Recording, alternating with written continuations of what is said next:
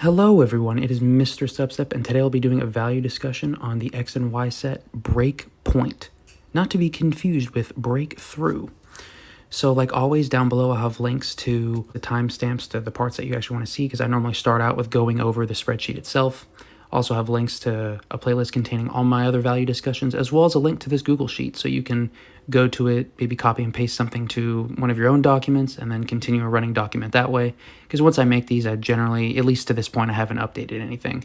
And I've done all sets of Sun and Moon, I've done Sword and Shield up to Darkness Ablaze, and then I've done all the X and Y sets up to Breakpoint so far. So yeah, now we'll go over some administrative information. So this spreadsheet is as of 9 April, so technically after this date, this could be, or it pretty much is out of date, so just keep that in mind, but it still provides a nice snapshot of collectability.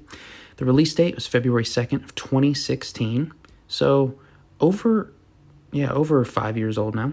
Base card total of 122 with only one secret rare. You know what, I think that's a very good size like set right there. Maybe you could add like a couple more secret rares, but I think that's pretty solid. And there's some color coordination. So just going over the different columns, we have the card, which is very self-explanatory. If it's in red, I'm going to be talking about that card today.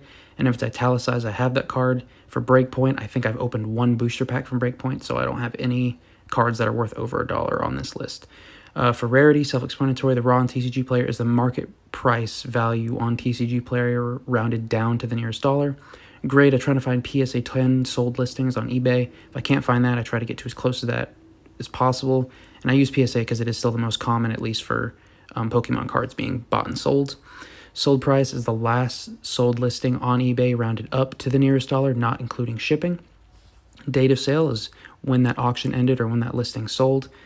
Once again, there's really no way for me to confirm whether or not they paid for it, but if I see the same listing listed again, then the previous one probably wasn't paid for, but you know, this is just to give you guys a snapshot. If you see a card that you have that you're interested in, you can do more research on your own and really do that deep dive.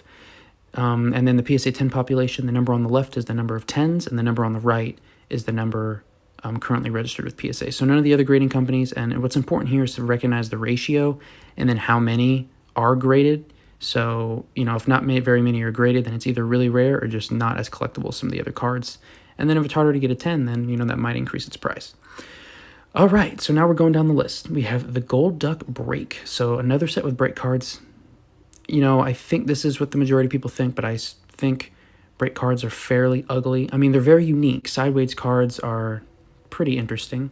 But $100 in a PSA 10, I was actually surprised by this, but I'm sure there's somebody out there that's probably trying to collect all PSA 10s of all break cards. So, yeah. We have the Suicune Holo Rare. You can see that in parentheses R because it was the reverse holo that sold. And I also did the reverse PSA 10 population, but $250.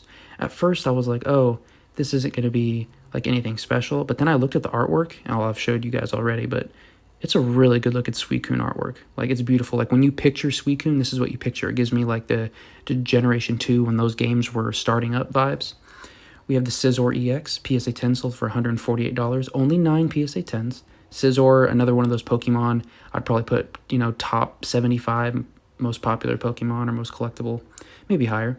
The Darkrai EX, PSA 10, $113. Honestly, not bad. Darkrai, I feel like it's a forgotten about legendary, but I think when people remember it, they're like, oh yeah, that is a really cool one, because it's kind of mysterious, it's edgy, it's a cool legendary. Manaphy EX Full Art. This is a mythical Pokemon that I always forget about, but this full art is a nice full art. PSA 10 sold for $125.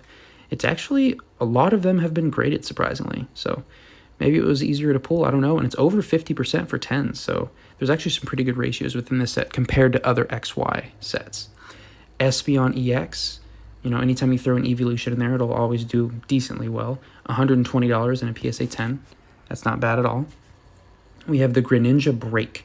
So this, oh, you can actually see where I'm clicked. The Greninja Break, $552. So this one was a very interesting thing. Now you might say like $500, like there's no way that's a legit sale. But here's the thing, Greninja is a really popular Pokemon, especially in Japan. I think there's even been a couple years where it was voted the #1 Pokemon. Now obviously that doesn't translate to the card game immediately. But if my memory serves me correctly, I'm pretty sure this card, this break card specifically, was very competitive within the game. Obviously, I wasn't collecting during this time, but I've done, you know, some research here and there, listened to some videos, and I'm pretty sure this was the one that did fairly well in the game. So $500, not bad. The Scizor EX Full Art. I think I just chose to talk about this one despite it selling for a low amount, even though that was back in January, so it probably sells for a little bit more now. That's another thing that you can kind of look for on trends, like as the prices increase back up again, but then the last 10 wasn't sold since like January, December, then you might know, oh, that it's probably a little bit more now. But this is just a really nice looking card. We have the Mega Gyarados EX. This is how I remember this set, so Breakpoint, just remember it being the Gyarados set. There are other good cards within this set, but it's the Gyarados set. And all the Gyarados EXs within this set are shiny, so it's kind of a nice little treat. $208 in a PSA 10. Very poor ratio for grading. We have the Darkrai EX Full Art. I like this card a lot. PSA 10, $250, very respectable. The Espeon EX Full Art. This is a beauty. It's a beauty. It has those XY vibes, but then it's also like some XY Full Arts just have so much character to them, and I really like it. A PSA 10 sold for $300. We have the Gyarados EX Full Art. I've never actually seen this card, so when I was doing research on this set and I saw this, I was like, wow. Because when I think of Breakpoint, I always think of the Secret Rare Gyarados. This Gyarados EX Full Art, didn't even know it existed, and it's quite nice. Sold for $384 in a 10. Not bad. The Ho-Oh EX Full Art. This is by far my favorite card within this set. It is so beautiful, so majestic. I think I saw this card for the first time like a few months ago, and I'm like, how is that card not way up there? I know Lugia tends to outshine Ho-Oh as far as second generation goes. And I saw this card at my local card shop, and I wanted to pick it up, and I'm like, no, Breakpoint isn't a set that I'm collecting. But this is a beautiful card. $859 in a 10. Recently sold. It's beautiful. Mega Gyarados EX Full Art. Don't really like this one that much, and as a result, it only sold for $170. That was back in January, though, but it's definitely not one of the more popular Gyarados cards within this set. Gyarados EX Secret Rare PSA 10 sold for $550. This is by far the most graded card within this set, rightfully so. If you look on eBay, there's tons of sold and bought listings of this card in particular. 204 out of 595. That's, yeah, pretty much double anything else in this set. And then we have the Skyla Full Art. Now, I'm curious which Full Art you guys think is the best, because Skyla's had a few Full Arts in history. I do like this one, but I don't know. I don't think this one's my favorite, but it's still sold for $500 in a PSA 10, and it's currently the highest ungraded card from this set, at least market price value-wise. So yeah, overall, Breakpoint kind of surprised me with how many good cards it had. I actually put it middle to upper middle of the pack for X and Y sets so far as collectability. Some tidbits down below. We have Breakpoint to the far right, EX $101, so pretty low for average EX price. Full Arts are pretty solid at $308. Break cards averaging 84. I averaged the breaks, but there's really not much to look into there. And there's only one secret rare, so it's just going to chill at $550 because that's what the Gyarados sold for. It has 29 cards over $1, so not too bad. And you might be able to still find these at Walgreens or something. At least that's where I've seen them a couple times. And then we have some more cool stuff over here. A master set recently sold for $400 in April. Honestly, very affordable. Like, you can buy the whole set for cheaper than the booster box, which is... It's like if you're trying to hold on for an investment, or if you're just trying to collect, like, I don't know. I think that's very affordable.